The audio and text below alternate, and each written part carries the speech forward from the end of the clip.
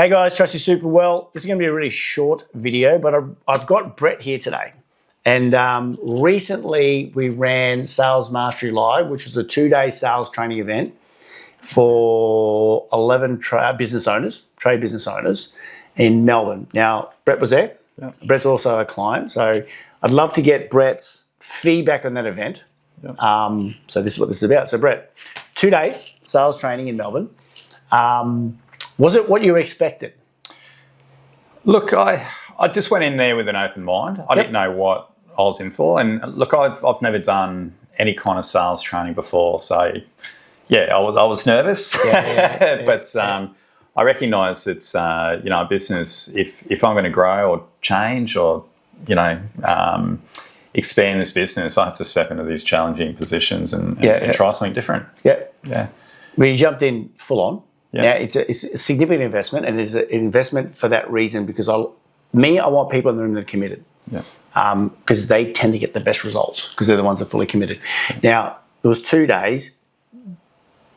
Since then, we won't get into details. It was a pretty fun time. Since then, have you seen any improvements in, let's talk about sales, for you in the business? Yeah, absolutely.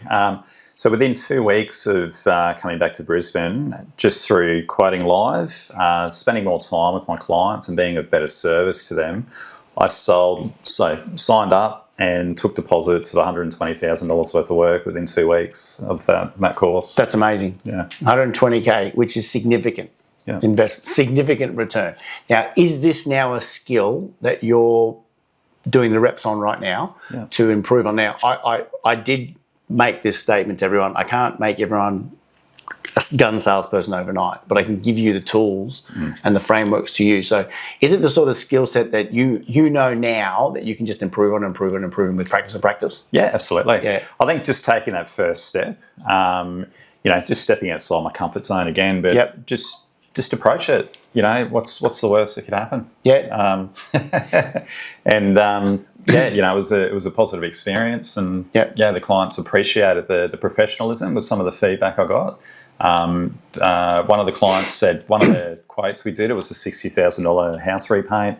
She said it was higher than her previous quote, but she has no doubt we'll be able to deliver on what we offer. Yep. Yeah. Would you recommend anyone out there that wants to improve their skills in sales? Yeah.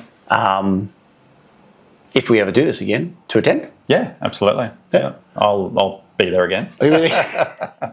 It's definitely. Yeah. And is it as scary? Now you've done it, and now you've gone through the process, and you're doing it in practice now, which is the best way to do it, by the way. Yeah. Is it as scary as you thought? No, not at all. No. It is. I mean, over time, I'm starting to see it now. Like, it hasn't even been that long, a month since then, but it's just becoming more of a second nature thing. I don't even really think about it. Yeah. Spending more time with the client, filling up the fruit bowl was one of the things we were talking about, just finding out all the things. You want to find out about the fruit bowl, you have to come. It's funny. And then quoting live. And then I can handle any of those objections when I quote live that they might have, and then talk them through the process of why the job costs what it costs. Yep. Just explain the value that we offer that client. It's really about understanding too. I was in this boat before, and I think most of the people in the room were in this boat before, is typically we're conditioned that we get an inquiry for a quote. So we book the quote, we go and do the quote, we are affable, we build rapport, we're very nice, we pay attention, we gather this information, and then we leave. And then we go away, type it up, and then send it. Yeah. And then we wait. Yeah. I like to call that hope and quote.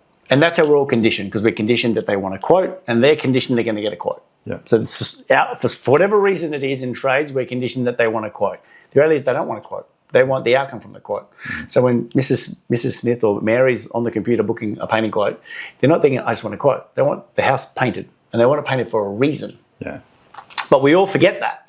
We're playing this game of, well, I know what it is, but I don't want to tell you because I want to send it to you. And they want to know the number, but they don't want to ask you to, well, they might say, give me a ballpark, and we don't give it to them. Yeah. And we move into the hope and quote. But what happens is pre-conversation, we're out there talking to the client, to me, that's customer service. Yeah. That's all that is customer service. Now, we get to that awkward bit in the dialogue where more than likely you have a ballpark. Might not be exact, but you've been painted for 16 or for a long time, 17 years? No, or business 17 years? Been in business 17 years, but painting for, I don't know what it is, 29 years. Okay, you've been painting for 29 years. So with residential repaint, it'd be fair to say that you would have a ballpark. Yeah. It's unlikely you didn't. So you have a ballpark, but you're pretending you don't. The white elephant's in the room that you don't want to share and they want to know. Yeah. You're being very nice, and when I mean you, I mean you and me. Yeah. We'll go back, type it up and send it. And now we're hoping. Yeah. For me, that's not sales, that's order taking. Because we're just waiting for them to come to us. That uncomfortable part of the conversation where we push past it and go, hey, bro, just so you know, I painted X amount of these properties before. It's going to be between X and Y. Yeah. Now we're in a sales conversation. Because up until that point, Mrs. Smith or Auntie Mary or whoever is at that point in time has no idea where it's going to be at. And that is the point where we get into the sales process. And that's the most important part. Yeah. When I talk to tradies and they go, oh, I'm really good at sales, but they don't talk about the investment. I said, are you order taking? Your customer service is great. You're taking the order. At what point is it sales? Yeah. And although it feels like the most uncomfortable part and most confronting part, everybody knows it's coming. Yeah. You know, and they know. Yeah. And how different is it being able to push past that uncomfortable bit and just presenting something? How better does it feel when you've done it though? Oh, it's heaps better. Heaps better. Absolutely. It's out of the way.